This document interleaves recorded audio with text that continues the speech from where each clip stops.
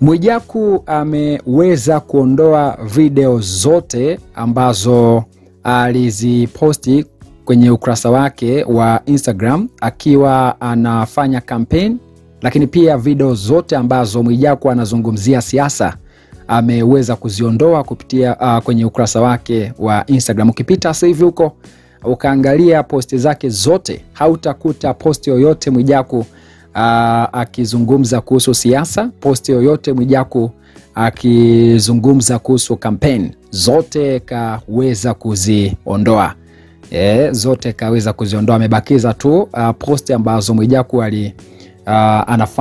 anafanya endorsement, anafanya matangazo ya kampuni ambazo Mwijaku anafanya nazo kazi. Lakini video zote, posti zote kuhusiana na mambo ya siasa Mwijaku kaweza kuondoa kwenye ukurasa wake wa Instagram. Na hii yote ni kwa sababu ya kila ambacho kiliweza kutokea na malalamiko ya wananchi kwamba watu maarufu hawa wamekuwa mbali na wananchi pale ambapo wananchi wamekuwa wakiwahitaji. Kwa hivyo ameona si mbaya wachafute vitu vyote kuhusu siasa na bakize mambo ya kazi tu. Kwa hivyo asivyo kipita huko kwa Mwijaku hautakuta posti yoyote ambayo Mwijaku anazungumza kuhusu siasa.